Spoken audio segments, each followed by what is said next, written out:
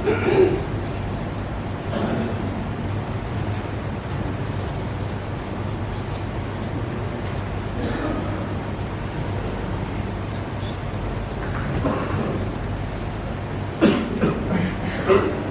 الحمد لله نحمده ونستعينه ونستغفره ونعوذ بالله من شرور أنفسنا ومن سيئات أعمالنا.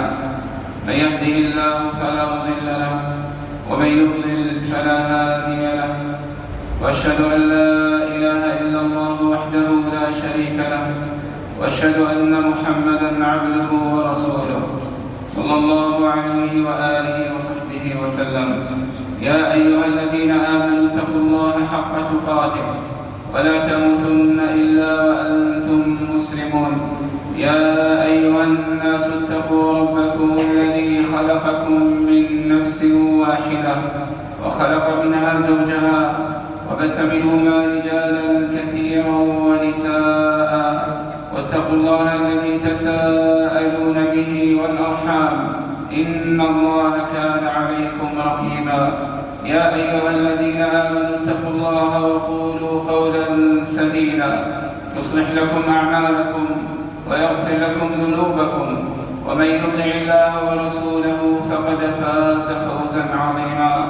أما بعد، فإن أصدق الحديث كلام الله، وخير الهدي هدي نبينا محمد صلى الله عليه وسلم، وشر الأمور محدثاتها، وكل محدثة بدعة، وكل بدعة ضلالة، وكل ضلالة في النار. أعاذني الله وإياكم من النار. يقول رب العالمين سبحانه وتعالى في محكم آياته: في بيوت أذن الله أن ترفع ويذكر فيها اسمه يسبح له فيها بالغدو والآصال، رجال لا تلهيهم تجارة ولا بيع عن ذكر الله وإقام الصلاة وإيتاء الزكاة، يخافون يوما تتقلب فيه القلوب والأبصار، ليجزيهم الله أحسن ما عملوا ويزيدهم من فضله، والله يرزق من يشاء بغير حساب. ونحن نتحدث أيها الكرام عما يقع في أمة الإسلام من بعض الآفات التي استشرت فيها، وبعض الظواهر التي ظهرت فيها، ونحن نبكي على أيامنا التي نعيش ونرى ما وقع في هذه الأمة من خلل. كان لزاما علينا أن نعود إلى أول الطريق، وإلى مبدأ الانطلاق، وإلى المحور في هذه الأمة، وإلى النقطة المركزية كما يقال، ألا وهي بيوت الله تبارك وتعالى. هذه البيوت التي لا تنسب لأحد وإنما تنسب لله، وأن المساجد لله فلا تدعو مع الله أحدا.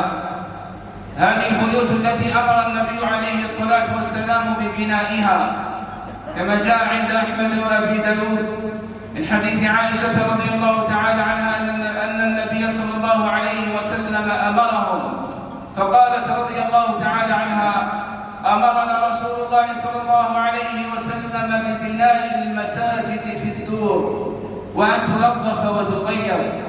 نعم، جاء النبي عليه الصلاة والسلام بهذا الأمر العظيم، وذلك إذان منه عليه الصلاة والسلام أن هذه الأمة إنما تصلح بصلاح مساجدها، وإنما تشرف بشرف مساجدها، وإنما ينتشر فيها الخير بذلك النور الذي يوجد في مساجدها.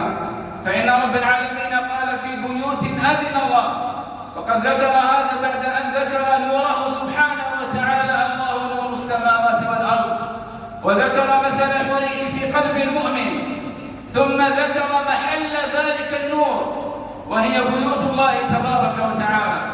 وكان أول عمل قام به النبي عليه الصلاة والسلام حينما هاجر إلى المدينة المنورة، والناس في مثل هذه الأيام يستذكرون الهجرة ويستذكرون تلك الأيام التي عاشها النبي عليه الصلاة والسلام وما كان له فيها من أعمال. وإن من أعظم ما يجب الوقوف عنده هو عمل النبي عليه الصلاة والسلام عند أول دخول له إلى المدينة. نزل في ديار عمرو بن عوف عند كلثوم بن هدم، فبنى صلى الله عليه وسلم مسجد قباء الذي قال فيه رب العالمين: لمسجد أسس على التقوى من أول يوم أحق أن تقوم فيه رجال يحبون أن يتطهروا والله يحب المطهرين. ثم لما دخل النبي عليه الصلاة والسلام إلى المدينة نازلا عند أخواله من بني النجار، بنى مسجده عليه الصلاة والسلام، وكان يشارك بنفسه في بناء ذلك المسجد، فكان يحمل اللبن عليه الصلاة والسلام ويعمل كما يعمل الصحابة رضي الله تعالى عنهم، وذلك قبل أن يبني حجراته وقبل أن يبني الصحابة بيوتهم. وفي ذلك إشعار وإرشاد إلى هذه الأمة إلى ضرورة الاعتناء ببيوت الله تبارك وتعالى. هذه المساجد التي لا نزال ننعم بخيراتها ولا تزال الأمة بخير ما كانت المساجد بخير، ولا تزال الأمة في صلاح ما دام الصلاح في بيوت الله تبارك وتعالى. وليست الخيرية في المساجد بنوع بنائها أو زخارفها، وإنما بحال عمارها وحال موادها.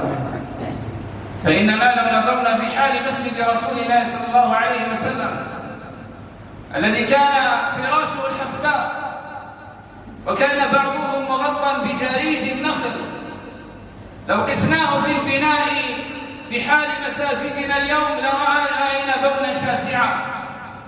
ولكن ذلك المسجد أخرج رجالا حملوا أمانة الدين ورسالة الإسلام وجاهدوا في الله حق الجهاد، وهذا الذي فهمته الأمة من زمن النبوة. فلا تزال بيوت الله عز وجل تخرج رجالا يقومون بأمر الدين ويجاهدون في سبيل الله تبارك وتعالى. واذكر أنت في التاريخ القريب جهاد هذا الشعب الطيب، هذا الشعب الذي كما قال ابن باديس رحمة الله عليه: إن الشعب الجزائري من طينة فريدة لواتته الظروف. هذا الشعب الذي انطلق من بيوت الله تبارك وتعالى. بعض الناس يريد أن يخفي مثل هذه الحقائق، ولكنها الحقيقة التي يشهد بها التاريخ الذي لا يزال ماثلا أمام الناس بشهوده بحمد رب العالمين سبحانه وتعالى، وهو أن بيوت الله عز وجل أخرجت جيلا بأكمله حارب الاستثمار، يرفع شعار الإسلام، نداؤه الله أكبر، سبيله الجهاد في سبيل الله تبارك وتعالى. وهذا الذي ينبغي أن يكون، هذا الذي ينبغي أن تكون عليه الأمة، وهي أن تحرص في بيوت الله تبارك وتعالى أن تعد ذلك الجيل الذي يحمل أمانة الإسلام، وهي مسؤوليتنا جميعا، مسؤولية كل فرد يدخل إلى بيت الله تبارك وتعالى. لا بد أن يفتش في نفسه عن ذلك التغير الذي يجده من خلال بيت الله عز وجل، أن يفتش في قلبه عن ذلك النور، أن يفتش في جوارحه عن ذلك النور الذي يقتبسه من بيوت الله تبارك وتعالى. هذه المساجد التي أذن الله أن ترفع، أن تبنى حسا، وأن تعظم في القلوب، أن تعظم في القلوب بأن تكون لها مكانة في نفوسنا لا كغيرها من البيوت. فالمساجد هذه أشرف من بيوتنا التي نسكن فيها، وأشرف من نوادينا من أي بقعة.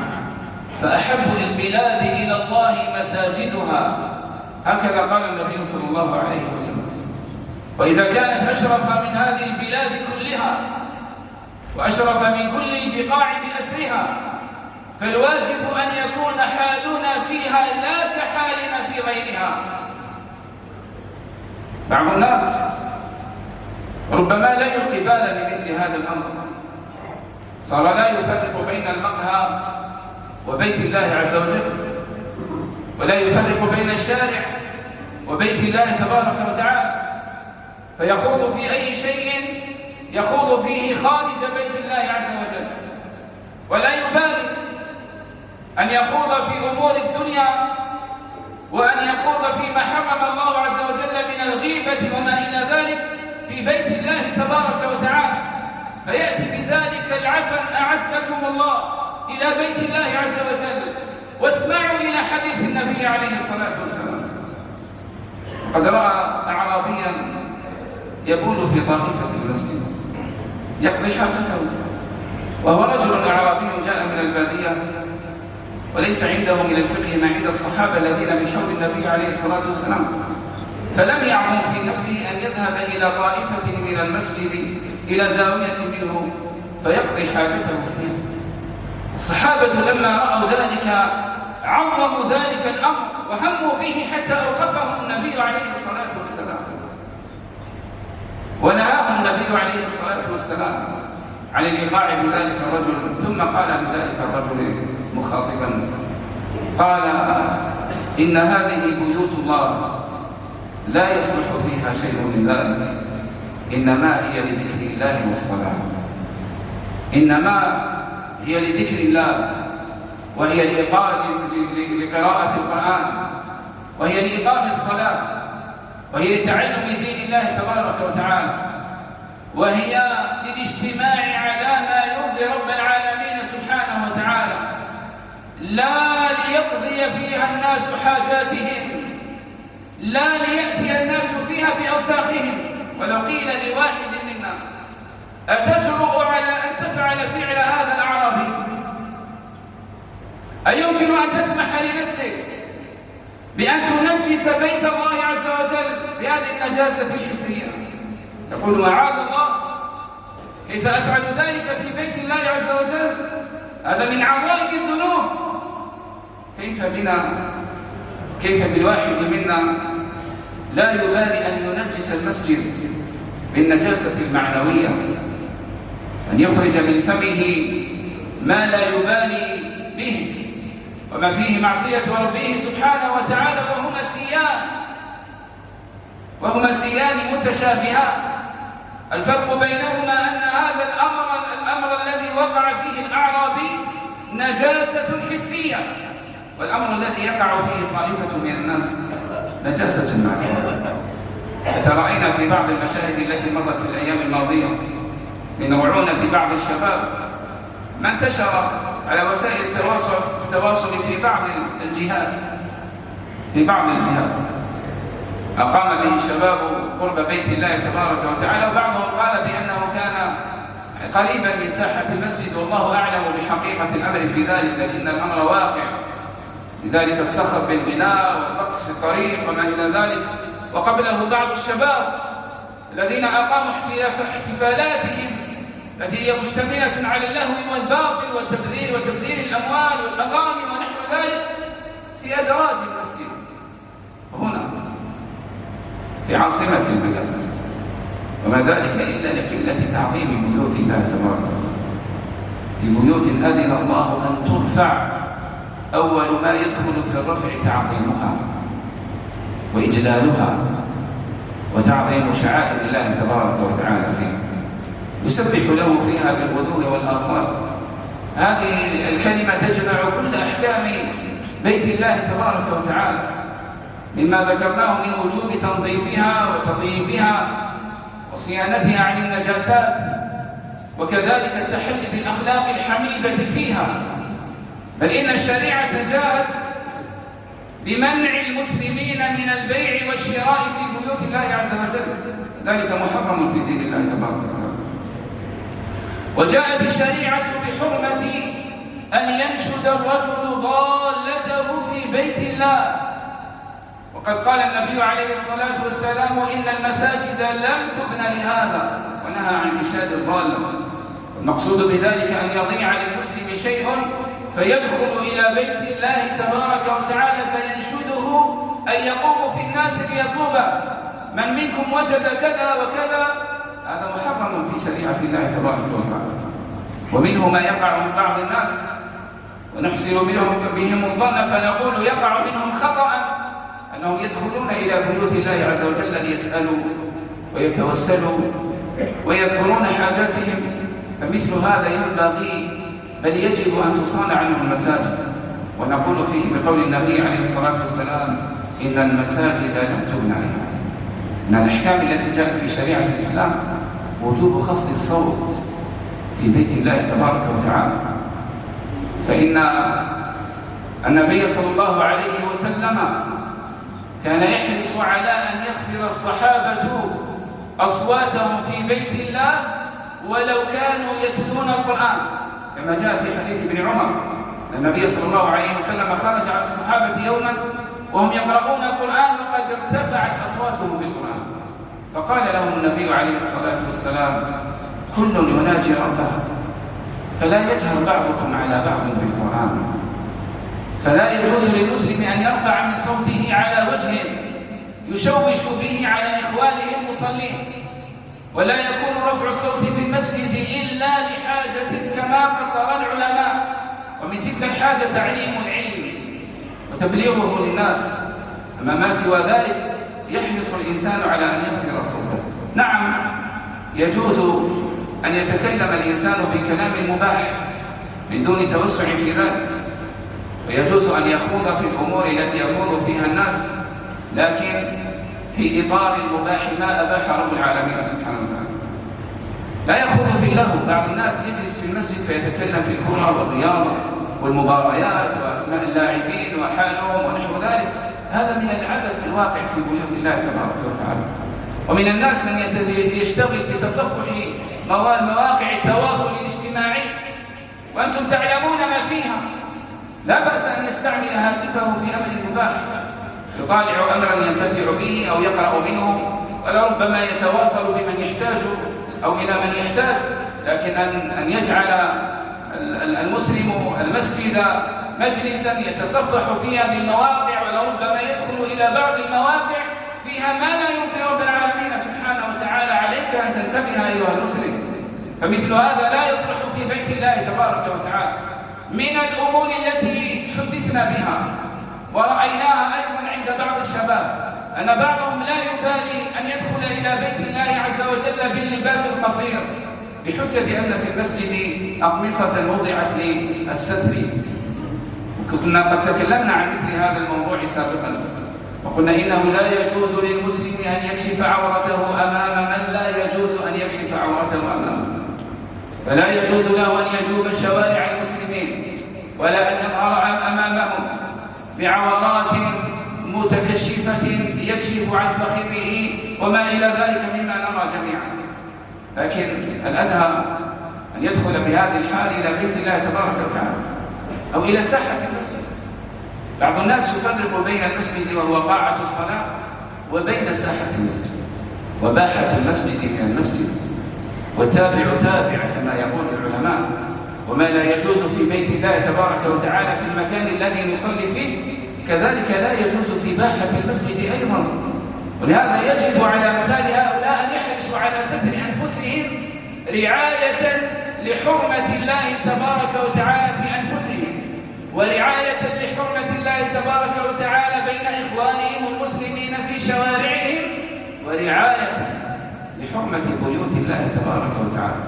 هذه بعض أحكام بيوت الله عز وجل التي أحببت أن أذكرها سريعا من بعض التنبيهات التي نحن واقعون فيها.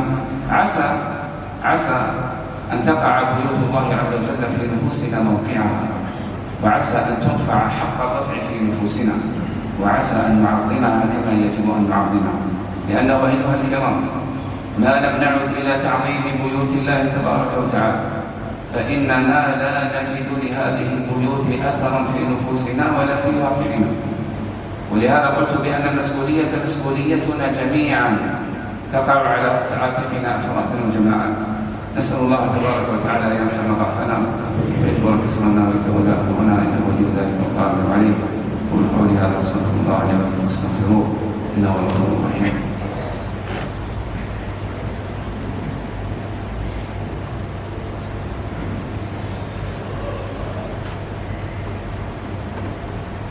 الحمد لله الهادي من ساداه، الواقي من اتقاه، الكافي من تحدى رضاه، حمدا بالغا امد التمام ومنتهى، والصلاة والسلام الأتمان الأكملان على نبينا وسائر النبيين وآل كلما رجى راج مغفرته ورحمه. ثم فيا أيها الكرام، من الجدير بالذكر ومن المهم الذي ينبغي أن نعتني به هو النظر في أوصاف من مدحهم رب العالمين سبحانه وتعالى بعمارة بيوت الله تبارك وتعالى. وقد ذكرنا فيما استفتحنا به من آية سورة النور: رجال لا تلهيهم تجارة ولا بيع عن ذكر الله وإقام الصلاة وإيتاء الزكاة. فذكر الله عز وجل من أوصافهم هؤلاء الذين يسبحون في بيوت الله عز وجل بالغدو والآصال. هؤلاء قوم ليسوا قوما جالسين في المساجد منقطعين فيها معتكفين طول حياتهم أبدا، وإنما هم قوم يعيشون حياتهم. وصفهم كما قال النبي عليه الصلاة والسلام في السبعة الذين يظلهم الله في ظله يوم لا ظل إلا ظله، قال: ورجل قلبه معلق بالمساجد. تعلقت قلوبهم ببيوت الله تبارك وتعالى محبة وتعظيما، وتعلقت قلوبهم ببيوت الله تبارك وتعالى بالحرص على عمارتها، وتعلقت قلوبهم ببيوت الله تبارك وتعالى بالانتفاع ببيوت الله عز وجل، وأن يرى ذلك في أخلاقهم وأعمالهم وسلوكهم. هم قوم لهم تجارات، لهم أعمال، يسعون في مصالحهم الدنيوية، لكن يقتبسوا من ذلك النور الإلهي الذي وجدوه في بيوت الله تبارك وتعالى. فلم تشغلهم تجارتهم، ولم يشغلهم بيعهم ولا أعمالهم ولا السعي في مصالحهم عن ذكر الله تبارك وتعالى. فهم قوم يذكرون الله بقلوبهم بالخوف والخشية من الله عز وجل وتعظيم رب العالمين سبحانه وتعالى. وهم قوم يذكرون الله بألسنتهم، فلا تفتر ألسنتهم عن ذكر رب العالمين سبحانه وتعالى. وهم قوم يذكرون الله بجوارحهم، فيحرصون على طاعة الله عز وجل واجتناب معصية الله تبارك وتعالى. لا ينشغلون عن إقام الصلاة التي فرضها رب العالمين سبحانه وتعالى، فيؤدون الصلوات في وقتها، ويؤدون الصلوات كما أراد رب العالمين سبحانه وتعالى في بيوت الله عز وجل، مستنين بسنن الهدى التي هدى بها رب العالمين النبي صلى الله عليه وسلم. وكذلك لا يشغلهم بيعهم ولا تجارتهم ولا دنياهم عن إيتاء الزكاة وإعطاء الفقير حقه وبذل النفع لإخوانهم المسلمين. حالهم أنهم يخافون يوما تتقلب فيه القلوب والأبصار. هؤلاء هم الرجال، هذا هو مفهوم الرجولة. هؤلاء هم الرجال الذين ينشأون في بيوت الله عز وجل. ما كان للرجال في أمة الإسلام أن ينشأوا في غير بيوت الله تبارك وتعالى. يتحدث الناس عن الجامعات والمدارس والمعاهد، ونحن نريد أن نتحدث عن المساجد. لا ينشأ الرجال بالتسكع في الطرقات والشوارع، لا ينشأ الرجال في الملاعب، لا ينشأ الرجال في الملاهي ولا في المقاهي، وإنما ينشأ الرجال في بيوت الله عز وجل. ثم إن هؤلاء الرجال لهم صفات معلومة في كلام رب العالمين سبحانه. وقد قال الله عز وجل في الآية التي ذكرنا سابقا، التي نزلت على قول جماعة من العلماء في مسجد قباء: فيه رجال يحبون أن يتطهروا والله يحب المطهرين. فيه رجال وصفهم بالرجولة، يحبون أن يتطهروا طهارة حسية، ينظفون أجسامهم ويعتنون بنظافتهم وصحة أبدانهم، وطهارة معنوية، يحرصون على نظافة القلب وعفة اللسان وسلامة الجوارح. هذا هو الميزان. فإذا كان العبد يخرج من بيت الله عز وجل غير طاهر القلب، لا يزال يحمل في قلبه الغل والحقد والحسد والكراهية لإخوان المسلمين. إذا كان العبد يخرج من بيت الله وهو لا يزال عند عتبة بيت الله عز وجل ولسانه سليط على إخوان المسلمين، ولا إذا كان الرجل يخرج من بيت الله تبارك وتعالى ولا يبالي بما يقترف من المعاصي والمنكرات، وحدثنا عن أناس ما يخرج من بيت الله تبارك وتعالى ليبيع السموم لأبناء المسلمين، ليبيع المخدرات لأبناء المسلمين، ليعاقر المسكرات. أين الطهارة؟ هذا ليس من عمال بيت الله تبارك وتعالى، لم يستفد من بيوت الله عز وجل شيئا، ولم يتحقق فيه المقصود من دخول بيت رب العالمين سبحانه وتعالى. قال الله: إنما يعمر بيوت الله من آمن بالله واليوم الآخر وأقام الصلاة وآتى الزكاة ولم يخش إلا الله، فعسى أولئك أن يكونوا من المهتدين. وعسى من الله واجب كما قال ابن عباس بأسلوب الحصر، لا صفة لعمال بيت الله إلا هذه: الإيمان بالله واليوم الآخر. ولا تتصور بأن الإيمان مجرد ادعاء، كما يقول بعض الناس: الإيمان في القلب ثم بعد ذلك يعيث في الأرض فسادا بالمعاصي. الإيمان بالله منطلقك في أعمالك مراقبة الله، والإيمان باليوم الآخر أنت عالم بأنك ستقف بين يدي الله فتحاسب نفسك على أعمالك التي تعملها في دنيا الناس. كذلك إقام الصلاة وإيتاء الزكاة، ولا يخشى العبد إلا رب العالمين سبحانه وتعالى، لئلا تأخذه في الله لومة لائم. وليس ذلك الأمر بالمقال وإنما هو بالفعال، فإن من أعظم صفات عمال بيوت الله عز وجل الثبات على دين رب العالمين سبحانه وتعالى، وعدم الانسياق إلى الواقع الذي قد يجرهم إلى المزالق والمهاوي، وعدم الخضوع لضغط الواقع الذي يجر إلى الانحراف. لا بد أن يكون للداخل إلى بيت الله عز وجل سمة بارزة بين الناس، لا بد أن يرى فيه ذلك النور الذي نجده في بيوت رب العالمين سبحانه وتعالى. هذا الذي نجده في كلام رب العالمين: وما جئت بشيء من عندي وإنما هو كلام الله عز وجل الذي يصف لنا الحال الذي يجب أن يكون عليه المسلمون. وأختم بشيء، وهو أننا إذا فهمنا هذه الحقيقة أيبقى أحد يتساءل ويسأل عن دور بيوت الله تبارك وتعالى في إصلاح ما حولها من المجتمع؟ سؤال يذكره كثير من الناس، وبعضهم يطرحه مستفهما باحثا عن دور بيوت الله التي كان لها أثر، وبعضهم يطرح هذا السؤال لائما لمن هم في بيت الله عز وجل، ممن يحرصون على تعليم الناس وتوجيههم وكأن المسؤولية واقعة عليهم. إنما كان للمساجد دورها في إصلاح المجتمع وبنائه لا بجدران المسجد، وإنما بالرجال الذين يعمرون بيوت الله تبارك وتعالى. فإذا أردنا أن يعود للمسجد دوره في حينا هذا وغيره من الأحياء، علينا أن نكون على قدر المسؤولية، وأن نتحقق بصفات عمال بيوت الله تبارك وتعالى.